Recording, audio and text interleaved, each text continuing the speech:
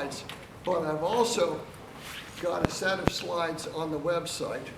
The address for the slides on the website is greatdecals.com layout.pdf with a capital L and the rest all lowercase. Okay, how did I get here? For a decade, my partner Sarah has been telling me, you know, we've got this great room in the basement, 13 by 39. Why don't you put a model railroad there? And finally I figured out that, you know, I need to listen to my partner. I didn't know what to do, so I got together with a buddy whose railroad I used to operate on in southern Maryland. He had moved to Florida since then, but is really still as close as an email. So Bob told me it's easy. You really just have to answer 3 questions. What do you want to do? And I says, that's easy, it's the Virginia. When? 1959. Why 1959?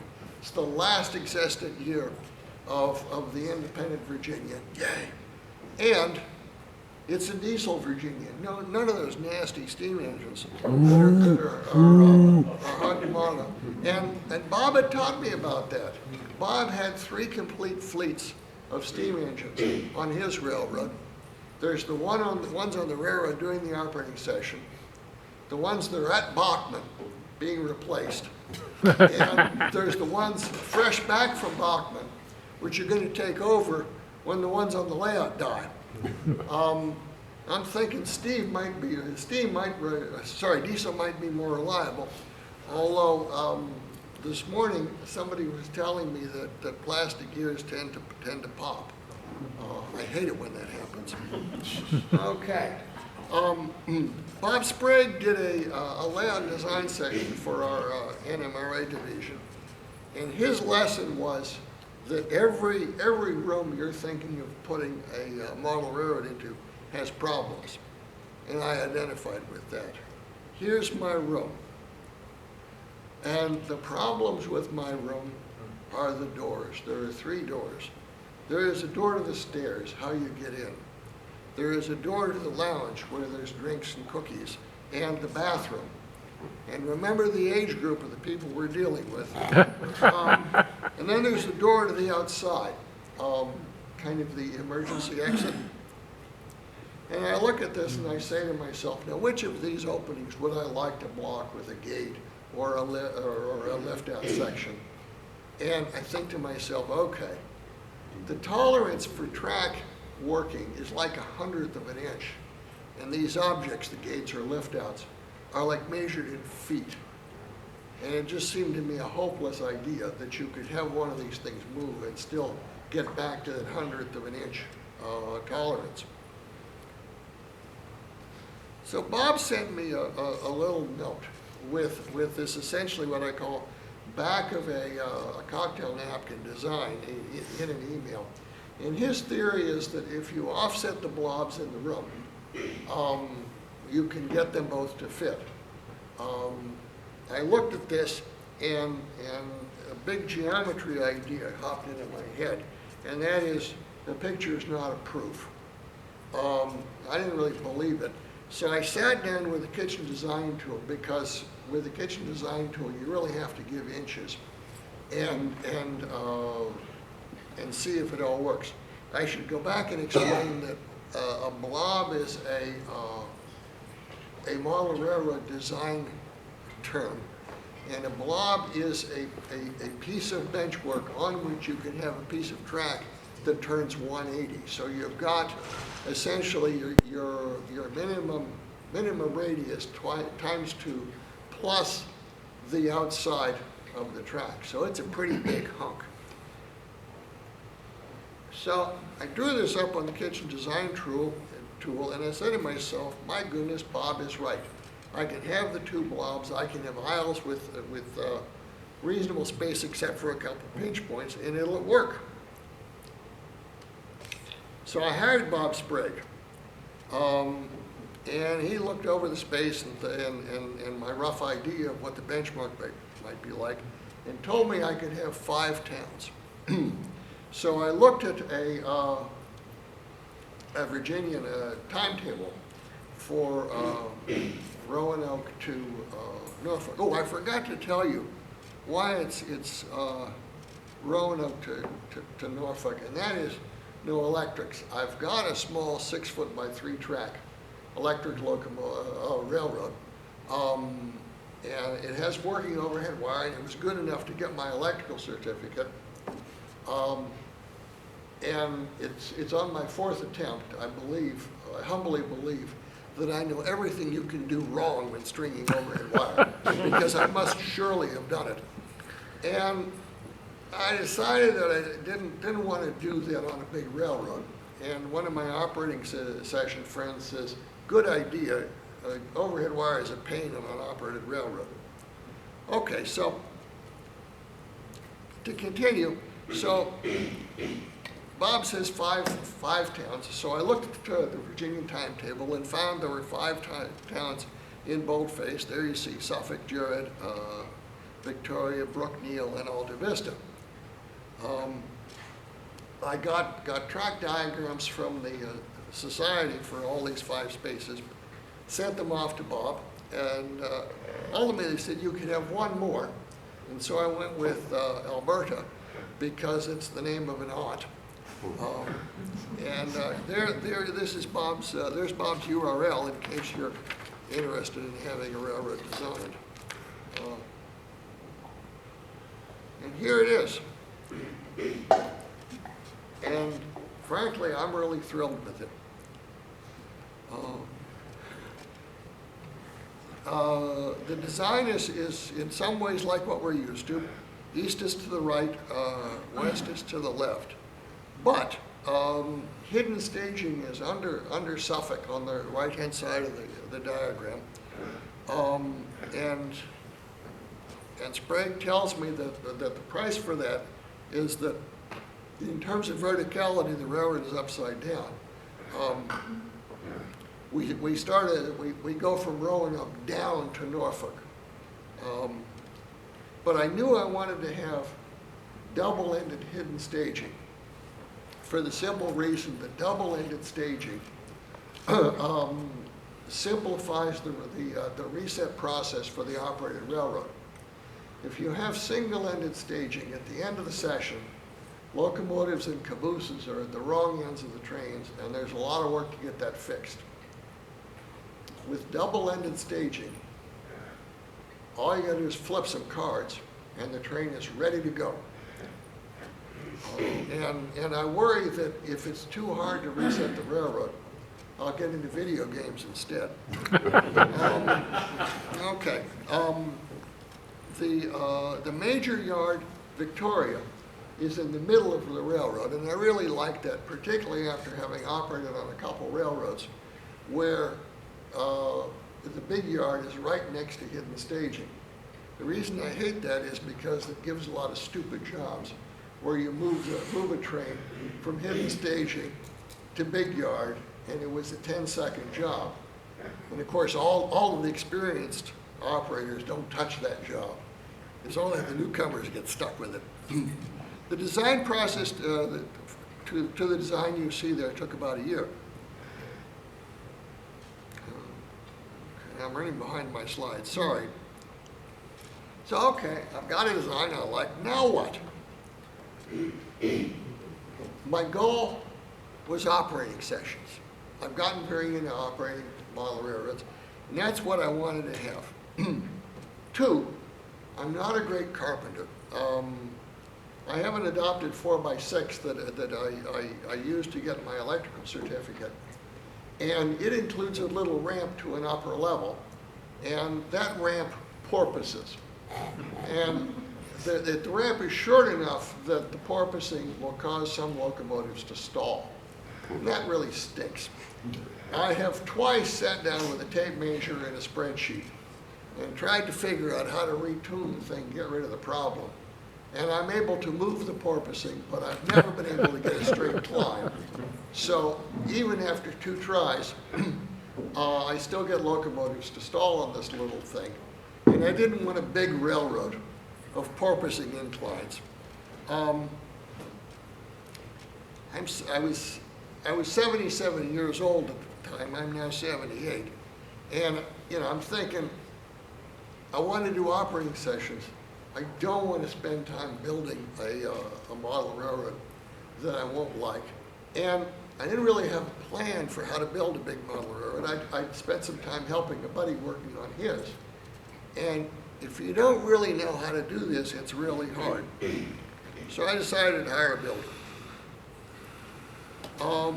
I was able to identify half a dozen viable builders. I had to fire my first choice because anybody know about Frank Lloyd Wright? Yes. Frank Lloyd Wright didn't want to just build your house. He wanted to build your life. And this builder kind of had the same attitude. And I'd already figured out what kind of layout I wanted to build, and he wanted to build something different, so we moved on. Some of them didn't like my design. One of the objections is that the space for the hidden track is very tight. And they're right. The space for the hidden track is very tight. But if you fix that, you start fiddling with the inclines to get to the piece of the railroad that's over the hidden track. And having worked with them now in the built railroad, I'm perfectly convinced that they're as steep as they need to be, and they don't need to be any steeper. So I'm happy to bite the bullet on the hidden staging space. I settled on David Bennett of traininstallations.com. It's interesting, they're located in Georgia, and at first the recommendation people he gave me were all Georgians.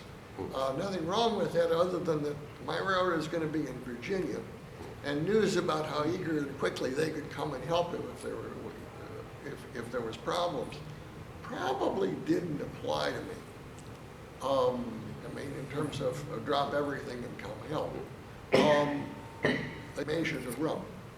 I'm lousy at measuring things. And there's a big payoff there. He concluded that in terms of what's actually in the room, there's a fireplace at one end and some brick and stuff. The layout needed to be about 6 inches shorter in the long dimension for it all to fit. And I'm glad we figured that out while it was in the pencil and paper stage.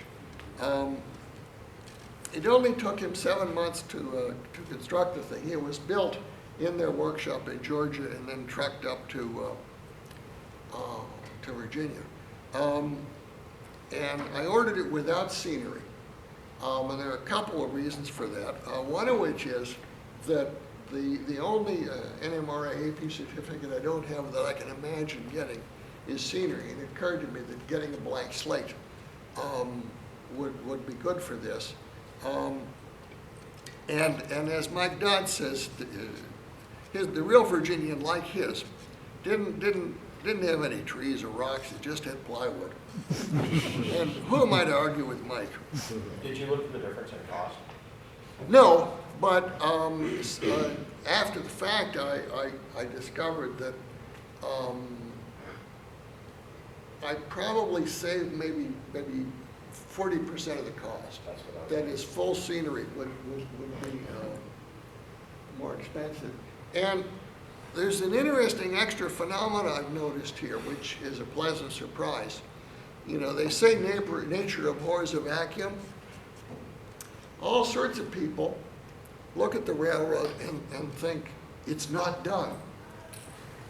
I'm an operator, and what I know is I pull into a station, and it's a little piece of 2x4 with a station name on it. I don't think that's not very realistic. What I think is, hey, this is nice. I know where I am. I can now read the timetable. And this is tunnel vision that hits you when you're operating. You're trying not to get hit by an oncoming train. And you know, whether the windows on the station look good or not, really you don't care. But all these people are concerned, so I've had several people gift me with structures. So now I'm wondering if the scenery certificate can be achieved if you're curating the railroad rather than seeding it. We shall see. But it puts me in some binds, though. A guy custom built a kit he had and painted it for Virginian colors for a car shop. And I'm going to put it in Victoria. And that's the only spot where we can have one of those. But I have 3 other car shops that I don't have any use for, including the iconic Revell engine house that I would dearly love to have on the railroad. But it's missed the cut. Okay, what have I forgotten to tell you? Yeah, okay. Here they are installing the railroad. This is, you can see Suffolk against the back wall and Alberta to the right. Some surprises. I thought I knew something about Digitrax. What I knew about Digitrax was how to run a train with a UT4R throttle. And this gets sticky because you can't buy that system anymore from Digitrax. So the Digitrax I have is new Digitrax, which is different from the Digitrax I'd been operating on. One of the ways it's different is that fascia plugs are nowhere near as important because with the new throttle, you just grab a locomotive, you don't have to plug in. I've probably over-configured the thing. I have a command station and 2 boosters. That's probably more than I need. But I think I'm not going to run out of current, even with lots of sound locomotives. And since everybody I knew had an old throttle, and I wanted them to come run on my railroad, I dug up an old radio, the UR91, and had that added to the system so that if you or I have one of the old throttles, you can run trains on the railroad. Okay. The host of my Southern Maryland group, this is actually kind of heartbreaking. When I joined the group, we had like half a dozen layouts, and so we would have a session every week at somebody's house, and it worked very well. Well, the Grim Reaper has really gone after us, so we now have, or had, one operable layout, and he found he can only host us every 2 weeks. That's the deal. And his take was that he thought that, what did he say? That 48 inches for the minimal height was right, and so I did that. And so Suffolk, which is over hidden staging, is 54 inches. And what I figured out was I needed a custom step stool for people to be able to work Suffolk, because it's kind of the worst case on that front. It's both the highest and the deepest part of the railroad. And that same step stool has proved useful for younger visitors. Here's the step stool and a shot of Suffolk. And as I've discovered, 6-foot operators actually are willing to use the step stool to do their work. So, good idea. Okay. This is an area where I thought I knew something but didn't.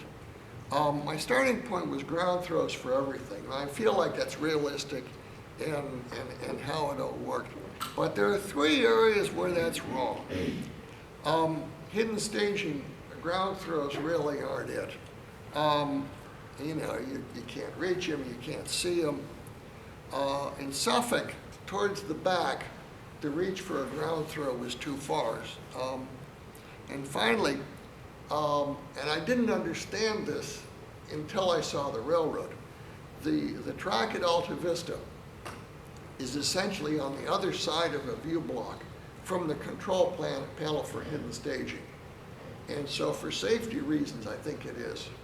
The double tracks through Alta Vista, all the sidings, all the turnouts on the double track out of hidden staging into Alta Vista are controlled by the hidden staging control panel. The reason for this is that you hit the button to select a track at hidden staging, and you say to the operator who's running into Alta Vista, go for it. you don't want them to derail their train on a siding in that area that they can't really see because they're standing next to you at the panel. This is, by the way, the panel.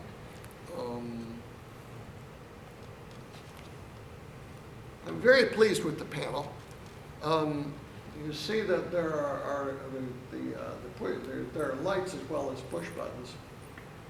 And I'm very pleased that, generally speaking, the detection lights go on when there's a locomotive on the track.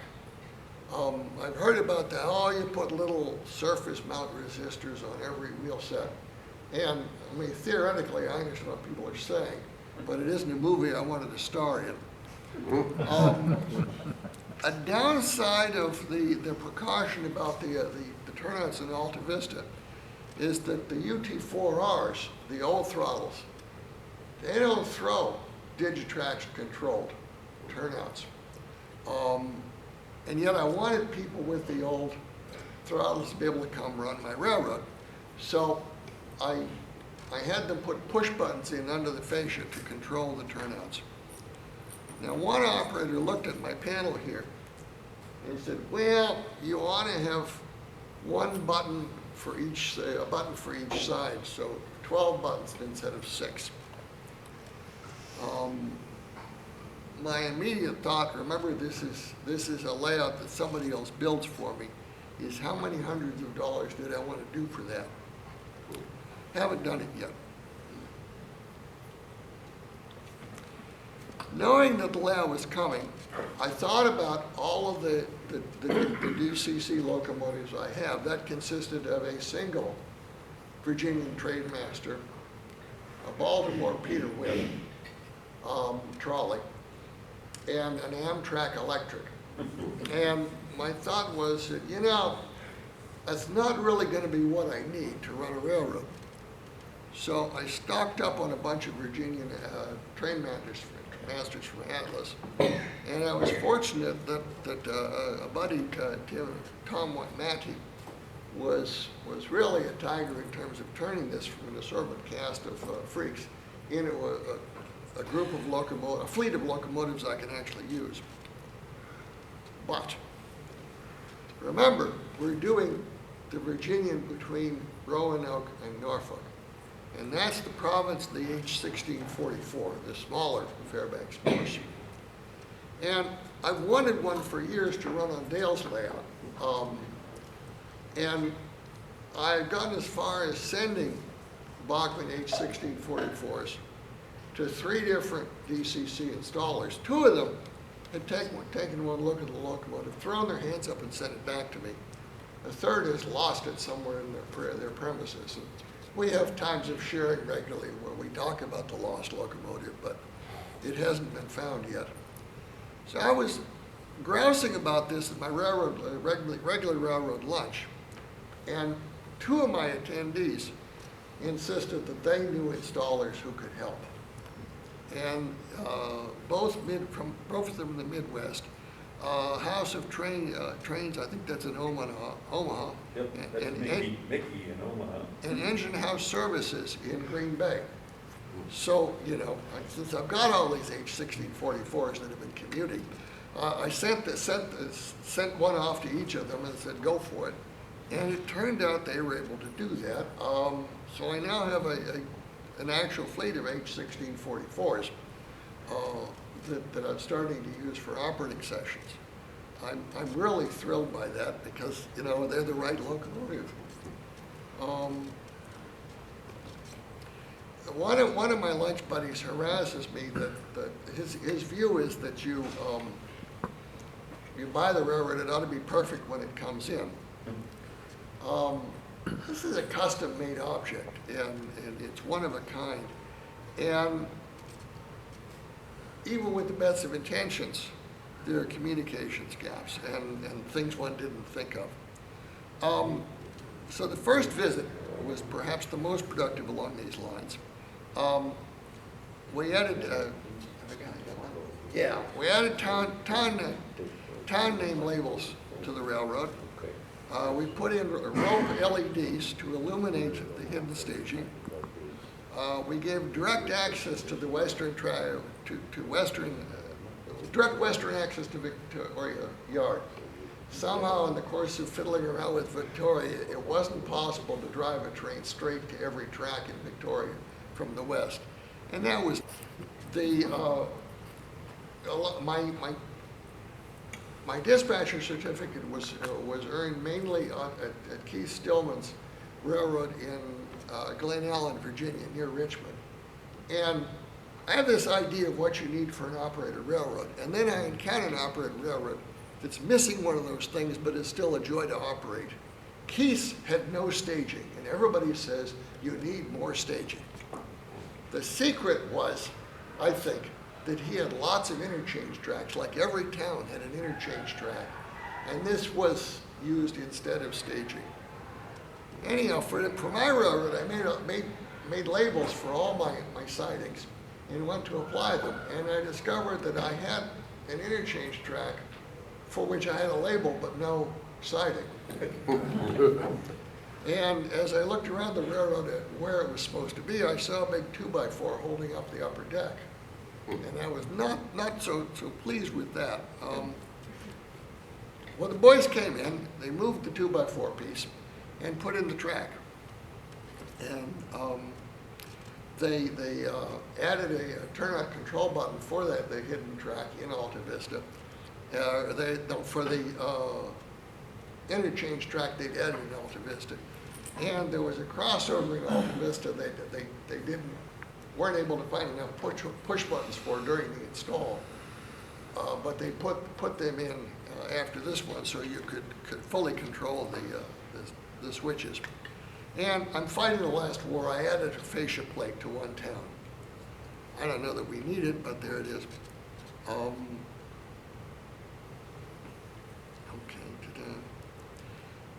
Devising an operating scheme for the railroad has been a lot harder than I expected, and even though I hold the dispatcher certificate, it's been a challenge. Bob Reed, who I talked about earlier, who was very helpful in a lot of the physical planning, passed, I'm sorry to say, and I'm sure he died with an email in his inbox saying, hey, help me figure out the operating scheme. So, very sad to have lost him.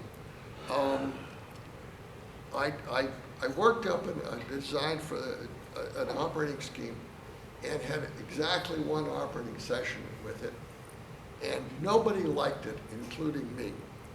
I got together with a couple of my Southern Maryland friends, Dale Adam and Bill Roman, and they beat me about the head and shoulders and told me I was doing it completely wrong. So I came up with a whole different operating scheme. And we've been holding with that ever since, and it's been pretty successful.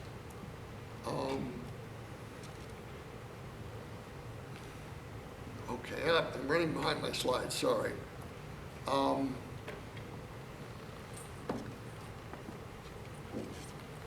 There have been a couple of challenges with the Digitrax installation.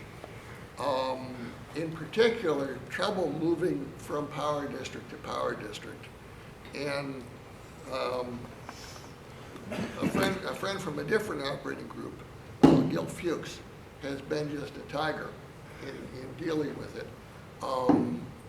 He has the skill that he's able to look at a bad behavior on the part of the railroad and say, gee, the only way I can think that would happen would be if thus was the case. In one case, he was saying, well, the only way that could happen would be if not all of the boxes were grounded together. And I'm saying, okay, so, and it turns out that two of my Digitrax boxes are at one spot, and there's a third in another spot. So here I am crawling around under the layout, thinking to myself, I'm getting too old for this crap. And somewhere in the middle of it, I find that the grounding wire is grounded on air. I'm thinking, I need somebody with this kind of skill, somebody who knows what the answer in the back of the book is, because then I can go look for it and we can fix it. This guy's been a tiger. The current operating scheme involves 4 jobs. From Victoria, we send a turn to Suffolk, goes east to Suffolk and back. One that goes west to Alta Vista and back. There is a Suffolk shifter that works the town of Suffolk. And there is a through train which comes out of staging to Victoria and then goes back to staging. And that job also involves being a Victoria yardmaster. And you'll know, and the newer operating scheme involves less use of hidden staging than the original one. So I'm even less interested in more buttons on the panel. I'm considering adding a coal drag, an empty drag, and a passenger train. All of these are going to involve a fast clock, and I'm still struggling with dealing with the Digitrax fast clock, but I think I'm on the way to victory. I've got a single display that I'm going to mount high on the wall that shows the Digitrax fast clock, and it will be a 1-to-1 fast clock. Gil says that real fast clocks drive you crazy, and who am I to argue with him? Okay. The dream is a reality. I've had 11 operating sessions involving 23 operators, and it's what I wanted, and I'm really just very, very pleased with it. At one point, in one of these sessions, I'm standing in front of Suffolk, and 4 different people are running trains on the railroad, and I'm thinking, this is perfect, just what I wanted.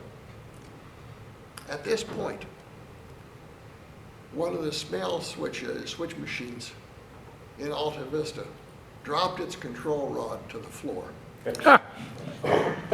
Fortunately, the poor slob who was trying to run a freight train that he could no longer do anything with because the switch he was working with was uncontrollable, is a member of the Vienna, Virginia Mosteller Club. And they have lots of tortoises, which is a lot like a snail, and understands how they work. This is different from me. You remember the little 4x6 with the ramp? It's got twin coils, and I'm really a tiger in twin coils. But I got no idea what's going on a tortoise. But he did, so I put him on a little stool. The high bench work means you can sit under the railroad on a stool and work. And brought him the tools he asked for, and he got the throw rod back in, and it has been perfect ever since. Again, it's good to be lucky. Okay. Subsequent visit. The track status lights were not on a couple of the fascia plugs. There's a lot of talk about charging new throttles with fascia plugs. And all this stuff is very confusing. What I've figured out is that the new Digitrax throttle has an interesting protocol for charging. Everything I'm aware of that's rechargeable, you plug it in and it recharges. Not these throttles. You plug the thing into a power source. You then have to press the button on the bottom left corner. And it looks like it's just a push button, but that's wrong. It's a rocker switch, which means you have to hit it the right corner to get it to display a menu on the bottom of the screen that has a charging button. At this point, it has a charging label. When that appears, you hit the button that's below the charging label, and then it will start charging. Crazy. Well, there's the same thing about being able to charge from fascia plugs on a layout that's powered off, provided the fascia plugs are powered from a source that doesn't go off when you turn off the layout. And they created that for me so I can charge throttles on the layout as well when it's off. Okay. When they fixed the dead spot in the lane turnout at Alta Vista, they This is a big point about different locomotives. A 6-axle train master doesn't notice the dead spot on there that they fixed, but the H1644s tell you it's there. They adjusted several turnouts on the railroad, freed up a turnout in staging, eliminated a bump in West Victoria, an uncoupling bump. You go over the bump and you get a break into. Fix that. And we started researching turnout issues. I've been puzzling about this and realized that what I'm dealing with is a DCC turnout issue. On a DCC railroad with powered turnouts, if a locomotive approaches the turnout and it's set wrong, you get a short circuit. We all understand that. That's just how it ought to work. The interesting point is then what? Now, if it's an old analog railroad like I'm used to, you turn off the throttle and then you can throw the switch. Well, but this is DCC. Track power is on all the time. And the issue is, are the switch motors powered after the short circuit? And the answer for my railroad was, in Suffolk, yes. In Alta Vista, no. And in hidden staging, we'll get back to that. Anyhow, so we figured out what was going in Alta Vista, and they came up with a proposal for fixing it. There was a just after they left, I had a big surprise in Suffolk, and that was that one of the turnouts had gone to war with me. Essentially, the pivotal turnout in Suffolk had the property that if you put a locomotive on it, it shorted out. And so they've just gone down the road, and I'm hoping to have operating sessions. When I look at a Tortoise or Smale's switch motor, I see the logic card at the bottom, and as a longtime mainframe computer geek, I look at that and say, that's a logic card, you put a socket in. Reading the model railroading press, I hear that, oh, this is a soldering tab, and you solder to that thing. And I was recently reading a posting where a guy was explaining about it, and their railroad replaced, and thinking that, boy, if you did the soldering trick, that was really unfortunate. So I'm thrilled that on my railroad I specified you put them in sockets, because when this happened, I was able to pull the socket off of the switch motor, and instantly we got rid of the short circuit. But there was this issue that you couldn't throw the turnout. I fiddled with it. I haven't got it fixed, but I've gotten it workable again, and it's all by virtue of having my switch machines socketed to these plugs. Another visit here. With a lot of additional wiring, they've like another booster. We now have Alta Vista switch motors powered independently of track power, so that if you get the short circuit, you can flip it. And the track status indicator for the radio piece, the old radio, is now in. Suffolk turnout is still a puzzle, and I realized that I needed to research hidden staging. In hidden staging, I got the results. In hidden staging, there are 9 switch machines. Thinking about the idea, you would think, well, it ought to be an even number because half here and half there.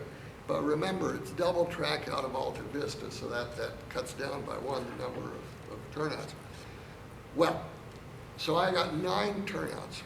Of those 9, 6 of them work just like you'd want.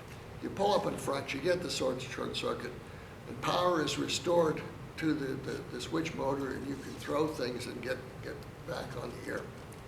For 2 of them, you get the short circuit and power is not restored, you can't throw the switch. You have to pull the locomotive back out of the short circuit, and then you can throw the switch.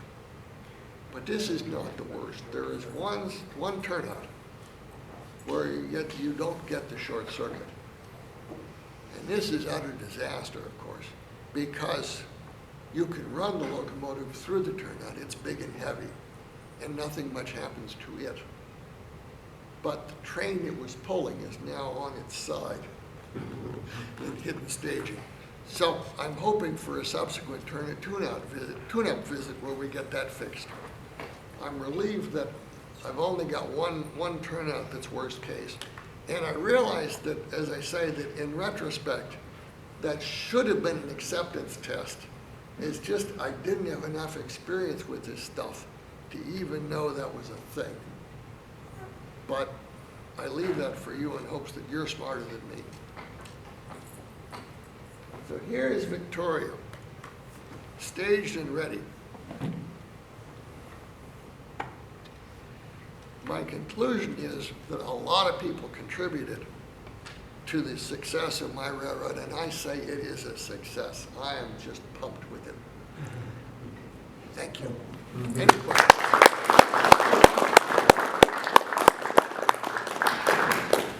Could you go back to the previous slide, Victoria, please? Sure. We can all get another look.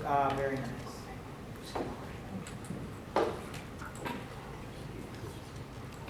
Anything else, sir? You say you're pleased.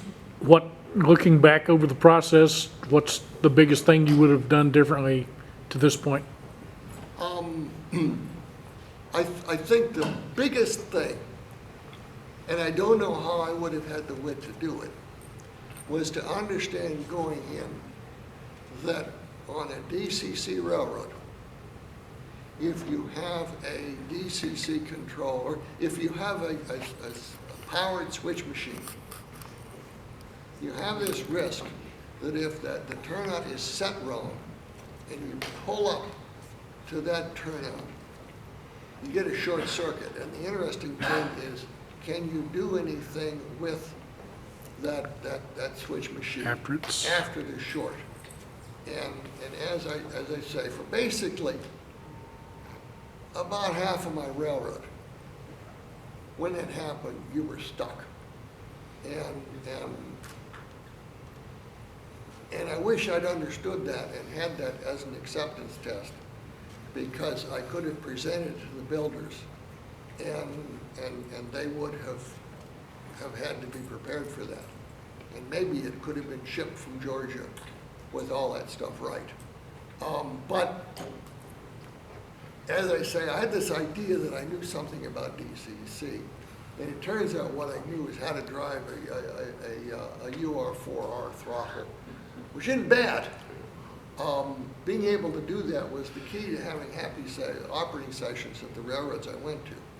But there's more to it than that if you're trying to spec out a railroad like this.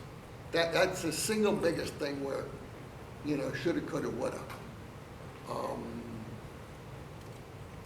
Generally, everything else has been very successful, either by plan or luck. Okay. Other questions? Oh, sir. Do you have any power management Digitrax devices on it to sort of manage your power when you have shorts like that and sort of stop the entire railroad from shutting down? What I've got is I've got 3 power districts. And they are roughly Victoria and the other 2. And I have, you probably can't, I don't think I have a picture of it. I have volt and amp, digital volt and amp meters next to the boosters involved. Okay.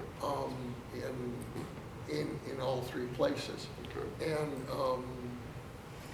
generally, things all look very happy. So far, even with lots of sound locomotives, I haven't seen any current draw numbers that worry me. And I haven't been tempted to do much about that. Now, I should tell you about, since you asked about the second DCC issue. I noticed that both of the boosters were set for auto reverse.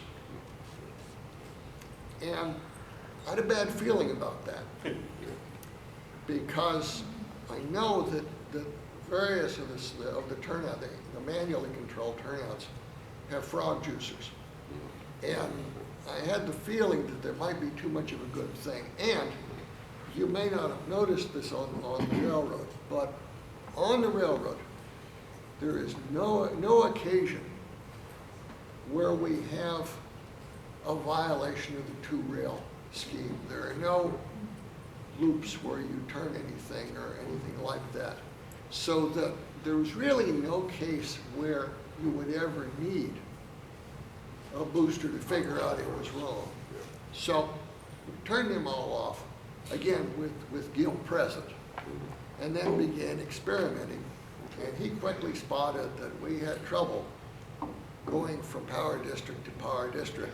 And with his guidance, we figured out that Victoria was actually out of phase. Yep.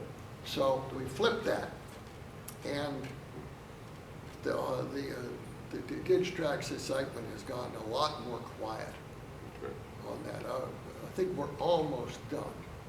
I have one little surprise I haven't quite figured out, and it goes like this. You're getting set up for an operating session. And I don't know, with the old throttles, one of the things that owners would report is running out of slots.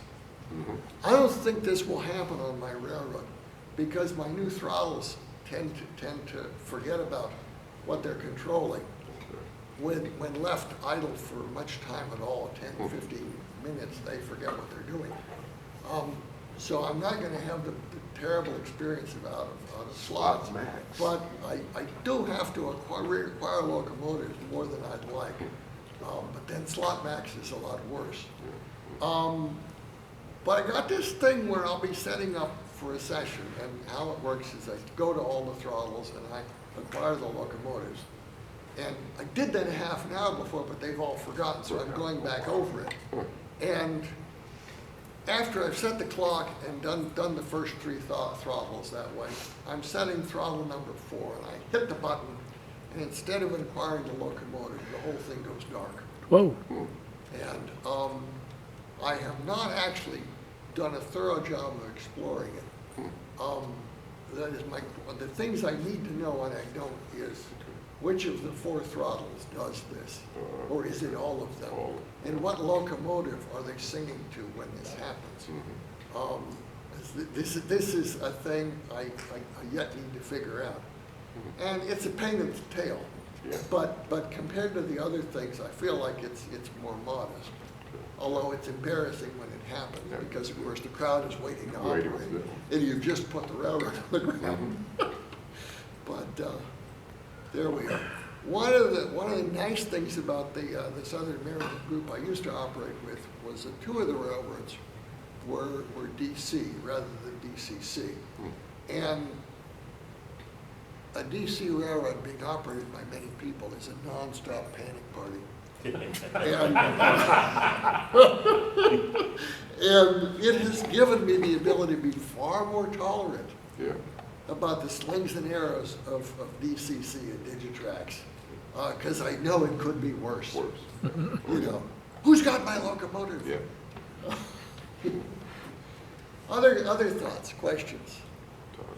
just a couple of tips, Bill. The timeout value for the locomotives is in the command station. It's in the Digitrax command station. There's a couple of settings that you can extend that time. You can make it so they don't expire at all, or you can set it for like an entire hour.